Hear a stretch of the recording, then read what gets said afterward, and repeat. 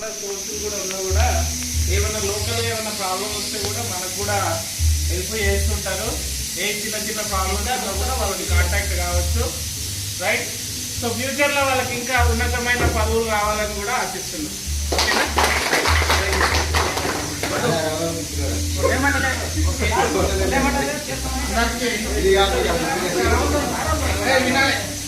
మనం ఇప్పుడు 2 రోజుల ప్రోగ్రామ్ అనుకున్నాం కదా, దాంట్లో అందరం ఫ్యామిలీతోనే వస్తాం. కాకపోతే మన బ్యాచ్లో ఉన్నటువంటి వాళ్ళ దాంట్లో ఒక 3 లేరు ఫ్యామిలీ. అది కూడా జర అందరు ఆలోచించి మనం అనుకున్న ప్రోగ్రామ్ అయ్యే వరకు కూడా వాళ్ళకి ఏమన్నా హెల్ప్ఫుల్ చేసినట్లు. రవి ఉన్నాడు, మనతో పాటు కలిసి తిరుగుతూ మనతో పాటు ఉండేటటువంటి వ్యక్తుల్లో వీళ్ళు 3 ఏమైతారంటే కాస్త తేడా కూడా రవీందర్ గౌడ్ సహకరించి అందరం వినాలి.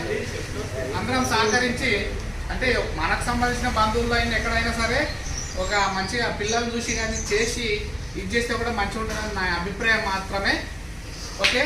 ఇంకోటి ఏంటంటే ఇక్కడ మన బ్యాచ్లోకి వెళ్ళి మొట్టమొదటగా 2 వార్డు మెంబర్లు, తర్వాత సర్పంచ్, ఆ తర్వాత ఒకరు ఉప సర్పంచ్గా ఎన్నిక కావడం జరిగింది. అంటే వాళ్ళ శ్రమ ఎంతనో ఉంటుంది. ఎంత మామూలుగా మనం చూస్తుంటాం, మనం ఒక సర్పంచ్ కావాలంటే ఎట్లుంటుంది అనేది.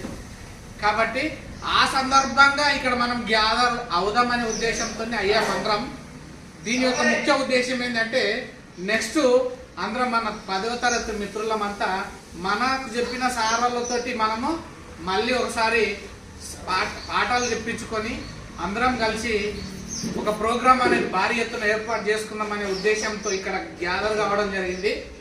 కాబట్టి మీరందరూ ఫోన్ చేసినందుకు గాను చేయకపోయినా కానీ అందరు విషయం తెలుసుకొని ఈరోజు టైం ఇచ్చి మరి హైదరాబాద్కి వెళ్ళి కానీ చుట్టుపక్కల కానీ అందరూ వచ్చి ఇక్కడ కలవడం అనేది చాలా సంతోషం. ఎందుకంటే మనం ఎప్పుడు కలవం, ఎవరైనా కనిపిస్తే మామ నమస్తే మామ నమస్తే అంటాను పోతాం అంతే.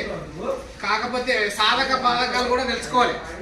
ఏం రా మామ ఎట్లున్నావు, ఏం చేస్తున్నావు, ఎవరు ఎట్లున్నారు, మన వాళ్ళంతా బాగుండరా అనే విషయం కూడా మనం మాట్లాడుకోవాలి అనే ఈ సందర్భంగా అందరికీ చెప్తున్నా.